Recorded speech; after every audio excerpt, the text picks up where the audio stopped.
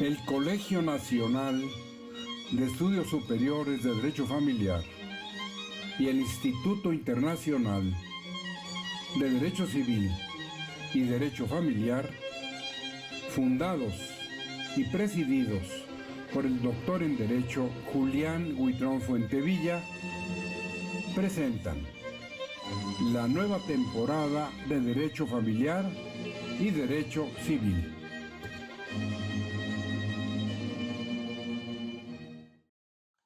Bienvenidos a su programa Derecho Familiar.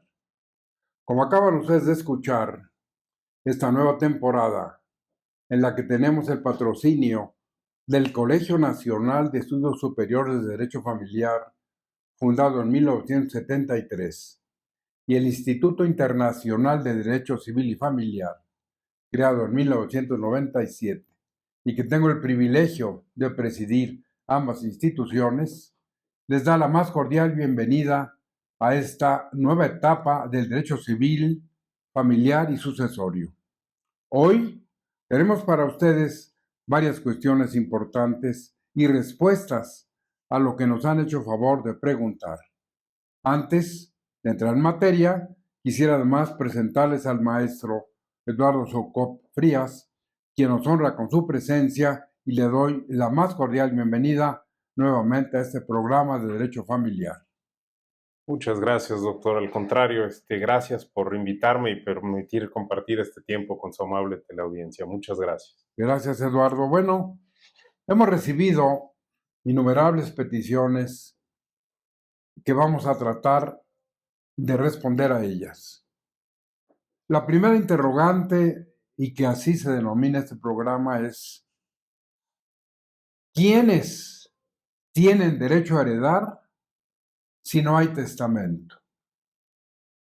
Es una interrogante que debe llevarnos a reflexionar, y quisiera, para empezar, darle la palabra a Eduardo Socop para que en ese lenguaje coloquial, llano, tranquilo, sin tecnicismos, como él acostumbra, nos transmita y nos diga, nos sumerja en este mundo tan complicado de que si no hay un testamento, es un viacrucis repartirse los bienes. Eduardo. Gracias, doctor. Bueno, como pregunta el doctor, ¿quiénes tienen derecho a heredar cuando no existe un testamento? Aquí es muy importante definir realmente quiénes van a ser los herederos de este tipo de sucesiones. Y así encontramos que, en primer lugar, serían los hijos, posteriormente pudieran ser los nietos, bisnietos, chosnos, infinidad de personas con este derecho siempre y cuando existan al momento del fallecimiento del testador. Debemos definir también que estos grados de parentesco, la línea, el orden que se debe seguir para aspirar a una sucesión es en línea recta, ascendente o descendente, quiero decir hacia arriba o hacia abajo, sin límite de grado. De ahí que hablaba que podemos llegar incluso hasta los bisnietos o tataranietos para poder heredar. Y la línea ascendente, es decir, hacia arriba, el parentesco o el tronco del cual yo desciendo, estoy hablando de mis padres, de mis abuelos, de mis bisabuelos, de mis tatarabuelos, en fin, no existe límite de grado, como lo estoy comentando. Te voy a interrumpir, Eduardo, un momento, porque dijiste, y eso quizá atraiga la atención de quienes nos honran viéndonos, ¿por qué primero los hijos? Porque así lo establece el Código Civil, doctor. O sea, los hijos, si no hay testamento, tienen derecho a la herencia por encima de, por ejemplo, su madre subsistente, de otros parientes, porque es muy fuerte esta disposición de que los hijos son los primeros en heredar. Así es, pero bueno, así es como actualmente está establecido en nuestro Código Civil. Sin mayor distinción, los herederos preferentes a una sucesión que no tenga testamento resultan los hijos. Pueden los hijos comparecer junto con la madre o con el padre, y en este supuesto a la madre o al padre únicamente le puede o le debe corresponder la porción que equipare lo que le corresponde a uno de los hijos. No puede haber una preferencia respecto de la madre o del padre cuando estos concurran con los hijos. La Ahora ley es muy ahí, clara. Eduardo, si la madre o el padre tienen bienes inclusive más que los propios de la herencia, ¿qué hace la ley? Aquí ya la ley da otro tipo de distinción en la que dice, si los padres concurren junto con los hijos y estos tienen una porción mayor a la que le corresponde a un hijo, en automático quedan fuera de la herencia. Es decir, no tienen derecho a entrar a la sucesión de la persona que ya no está. Bueno, aquí hay algo que normalmente, porque es la forma coloquial en que muchos abogados y jueces se dirigen a los presuntos herederos, pero ¿qué hereda la persona donde no hay testamento, en este caso los hijos? Hay casas, hay terrenos, hay depósitos bancarios, no hubo testamento, se muere el dueño de ellos y ya son de los hijos. No, no es tan sencillo, doctor, porque justamente la ley establece determinados pasos para llegar a esto. En principio, lo que yo adquiero son derechos. Respecto de qué, todavía no lo sé, porque justamente para llegar a este conocimiento de qué me corresponde respecto de esta herencia, se tienen que seguir los pasos que establece la ley. ¿Con esto qué quiero decir? Que debe de haber forzosamente una sección en donde se presentan el inventario, disculpe, y los avalúos de los bienes que comprenden esta sucesión. ¿Por qué? Porque legalmente es el momento en el que sabemos realmente qué es lo que había dentro de la misma. Yo no puedo suponer o puedo empezar al momento del fallecimiento del autor de esta sucesión a decir, ah, no, pues es que ya tiene determinados bienes inmuebles, determinados vehículos, en fin, dinero, lo que pudiera corresponder a esta sucesión.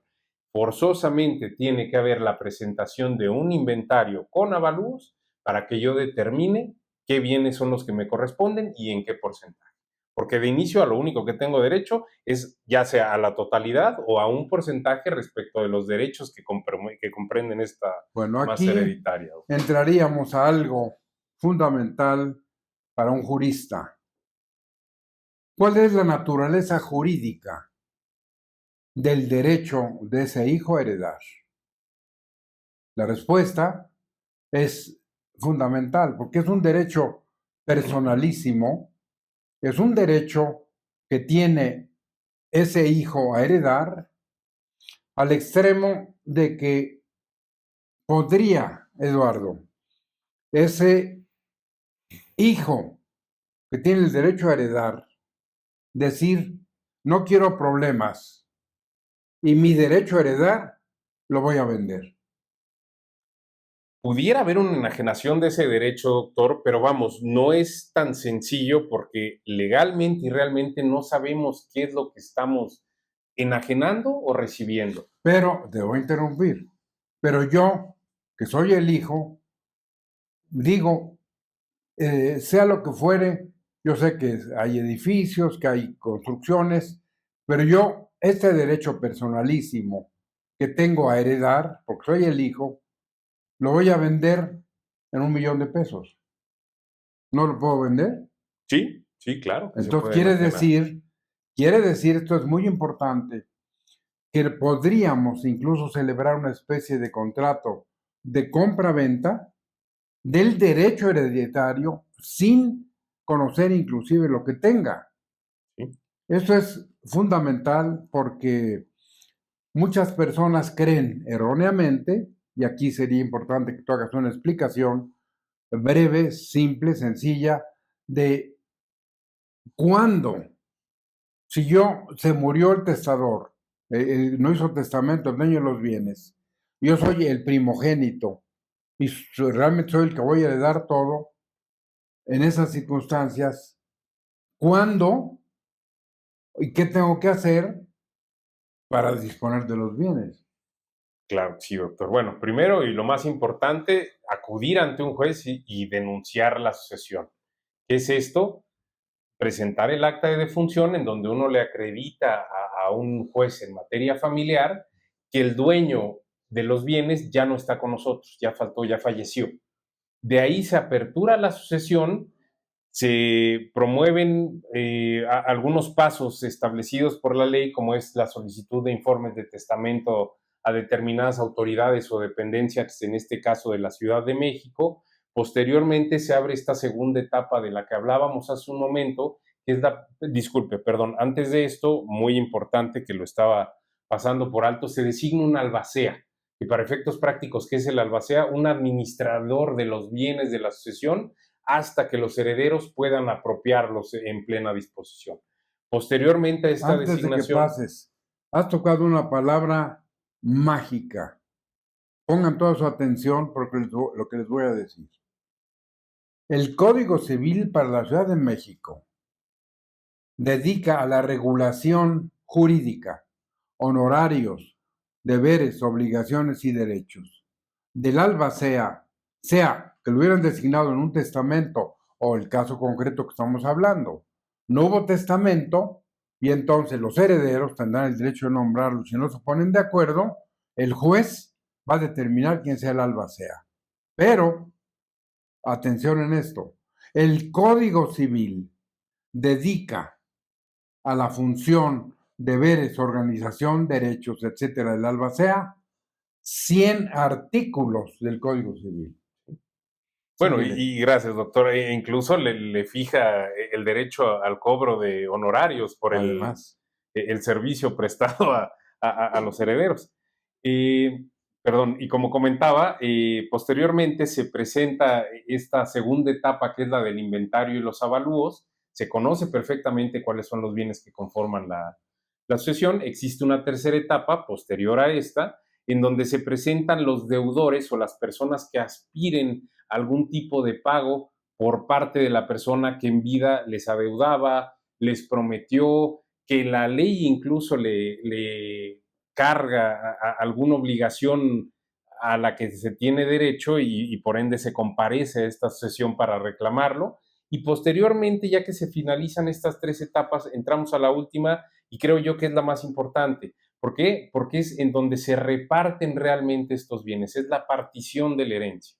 Aquí los herederos se adjudican, adquieren en propiedad y posteriormente pueden disponer de los bienes que adquirieron de la persona que falleció.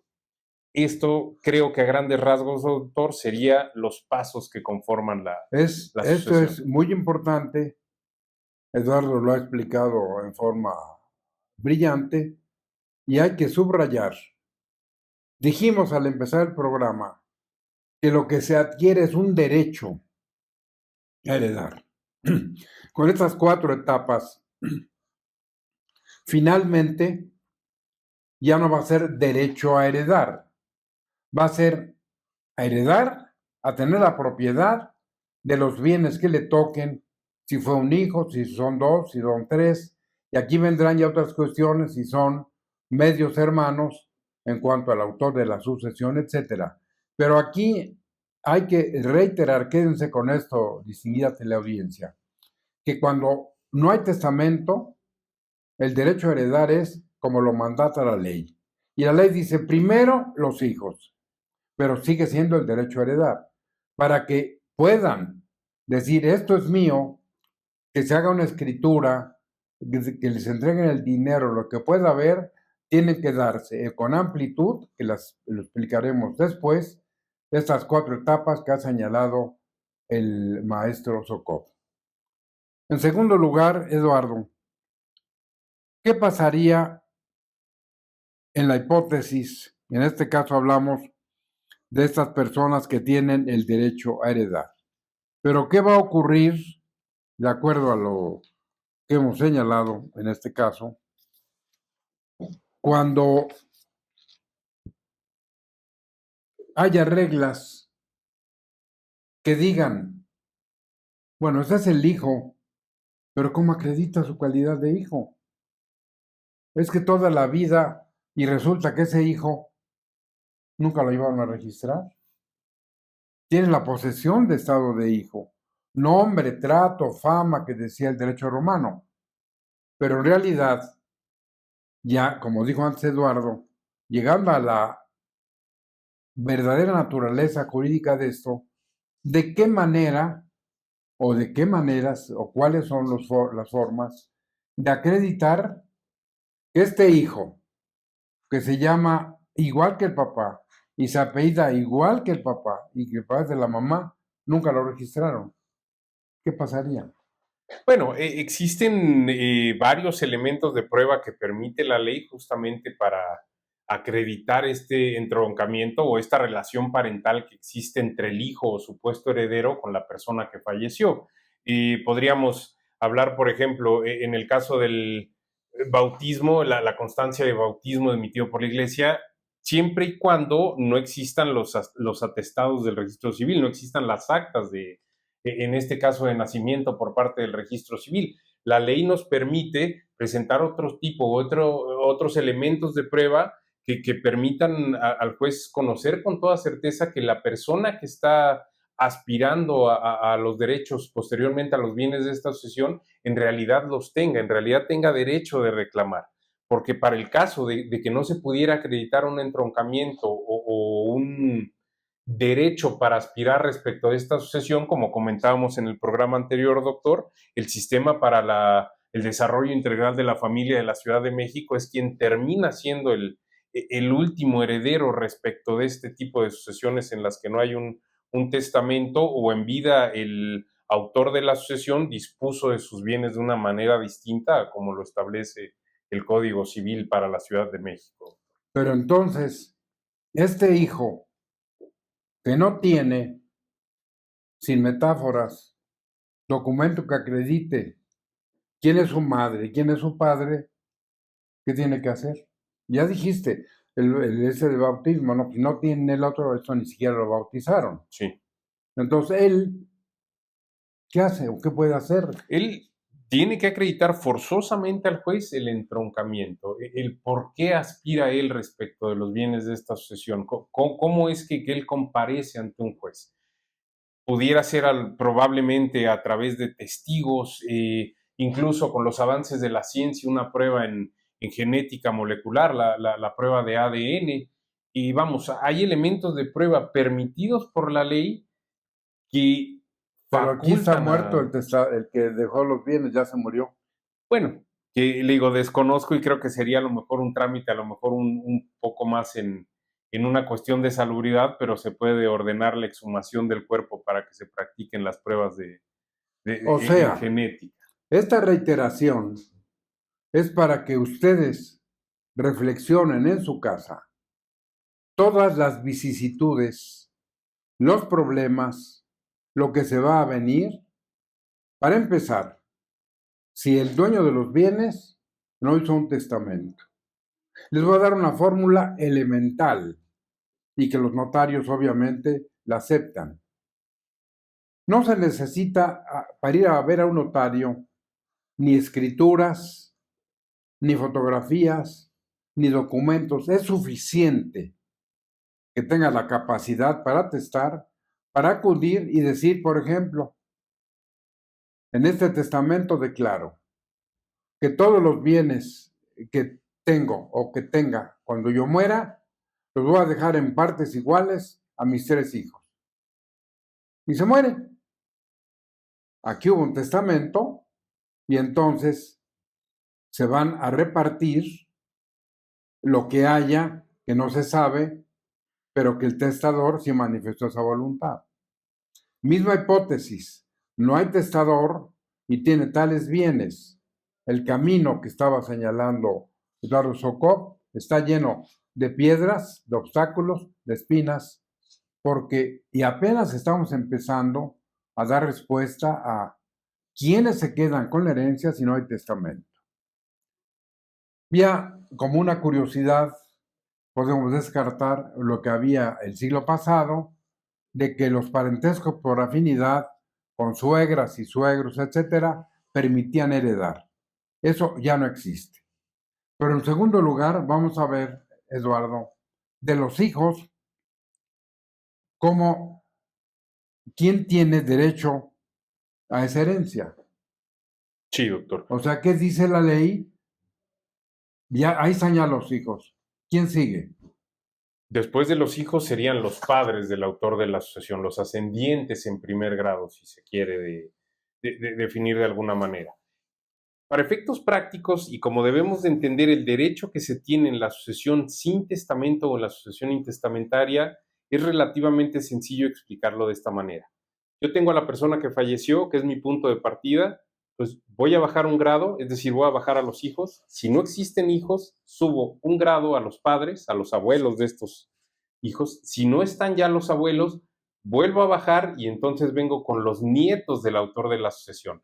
Si no existen nietos, subo. Voy uno abajo, uno arriba, uno abajo, uno arriba. Siempre, y es muy importante considerar esto, el que tenga el grado más próximo en una línea recta es el que viene de abajo, el que desciende del autor de la sucesión. Y lo mismo sucede con los colaterales, doctor. Los que estén más próximos, hermanos, posteriormente los tíos, los primos, los sobrinos. Vamos de adentro hacia afuera. El grado más próximo excluye al más lejano. El que está más cerca en parentesco respecto del autor de la sucesión retira o saca de la jugada, si se quiere de alguna manera, a los herederos que estén en un grado más lejano a esa persona. Entonces sigue la dificultad. Porque es más barato, deja menos problemas a su familia y seguramente lo que usted haya querido, lo que usted trabajó, lo que usted acumuló de bienes, irá a dar a las manos de quien usted decida, al margen de todas las cuestiones familiares. No se hace así y la ley, pudiéramos decir, justa o injusta, no vamos a calificar eso, dice, después de los hijos, los padres, los abuelos y otros. La regulación jurídica en el Código Civil es bastante compleja, pero lo que tratamos en este programa es, primero, de alertar las conciencias de ustedes, que se den cuenta lo importante que es. Y viene en unos días, estas semanas de los notarios, donde se pueden otorgar testamentos muy económicos y evitar todos esos problemas a la familia. ¿Y la esposa o el esposo? ¿Qué orden le ha dado la ley? Porque aparentemente se diría que la esposa tuviera un lugar específico, pero vean ustedes que viene ya, ahora en tercer lugar, los hijos, los padres, y ahora el cónyuge superviviente. No hay testamento. Entonces, ¿qué dice la ley? ¿De qué va a heredar la cónyuge? La cónyuge o el cónyuge tienen derecho a percibir hasta la porción que le corresponda a un hijo, es decir, el mismo, igualar el porcentaje que le corresponda a un hijo. Si los esposos tuvieron únicamente un hijo dentro de su relación, para efectos prácticos, él o el esposo adquieren el 50% de los derechos respecto de esa sucesión y el otro 50% lo adquiere el hijo. Pero aquí bajo un supuesto muy importante, siempre que él o la pareja que subsiste, que sigue viva, no tenga bienes que equiparen por lo menos la porción de ese hijo. Si los tiene, no tiene derecho a heredar. La ley es muy clara y dice, si hay bienes respecto al cónyuge supérstito, el que sobrevivió, no entra la sucesión y entra la descendencia, la ascendencia, los colaterales, en fin, todo el orden que anteriormente señalamos. O sea, aquí llegamos a un tema que un poco toca la filosofía del derecho. ¿Es justo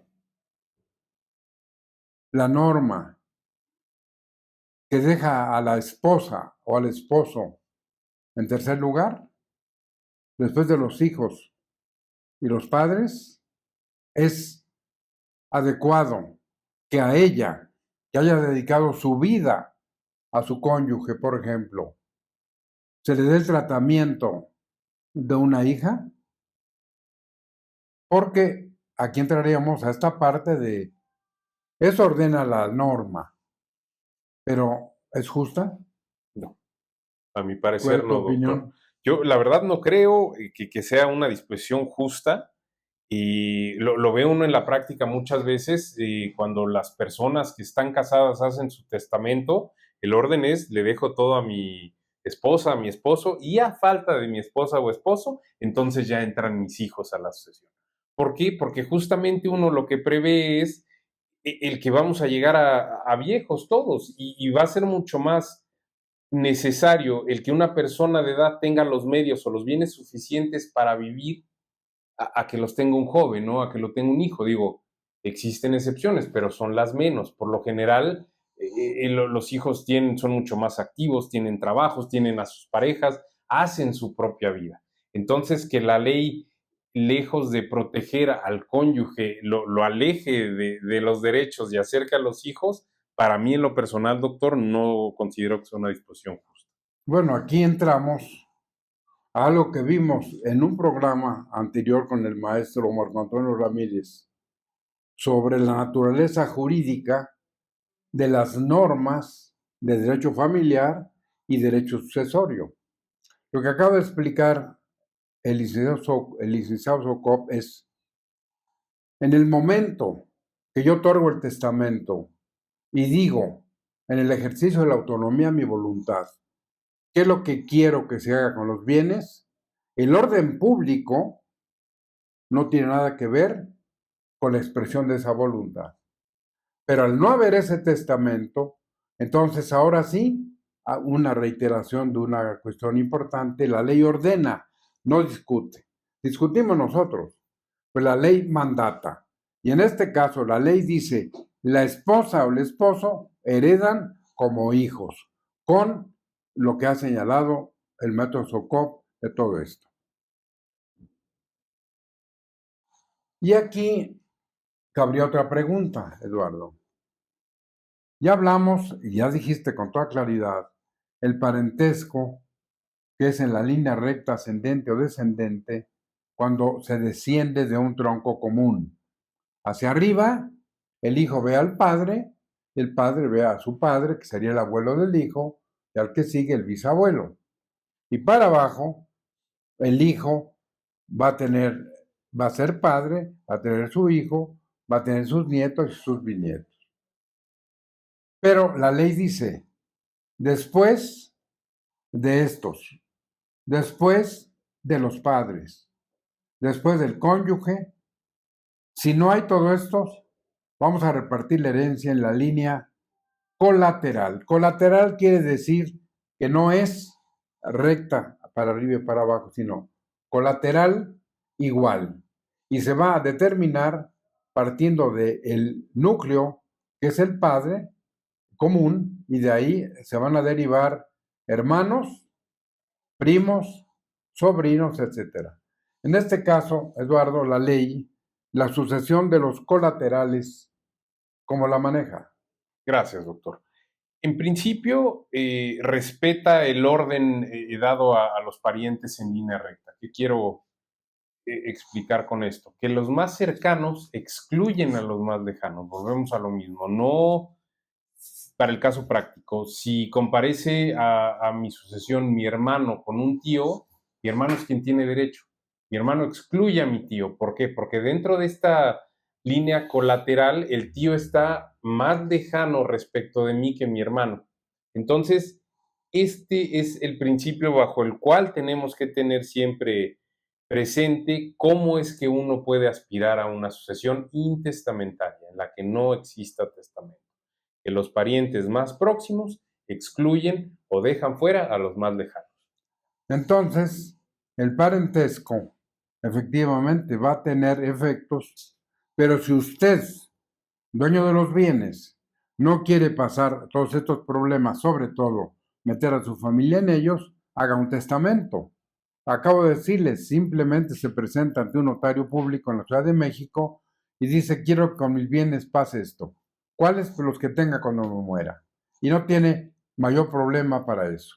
Igualmente, designar un heredero sustituto o cosas que haya que prever de acuerdo a la asesoría que el notario le va a dar a usted, porque la presunción juris tantum es que usted está frente a un experto de derecho civil, familiar, fiscal, penal, administrativo, que son verdaderos consejeros jurídicos de quienes no poseen la ciencia del derecho.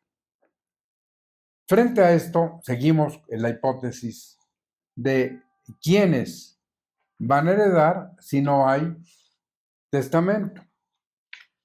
Entonces aquí tendríamos que hablar ya no de los parientes, ya no de la esposa o el esposo, sino de los que han hecho relaciones no jurídicas que la ley considera con efectos jurídicos, como es el concubinato, sea de personas del mismo o diferente sexo, y entonces ya en un programa anterior hablamos de esto, entonces ahora vamos a resumir con simpleza de qué se trata la sucesión del concubino y la concubina, Eduardo. Claro que sí, doctor, muchas gracias.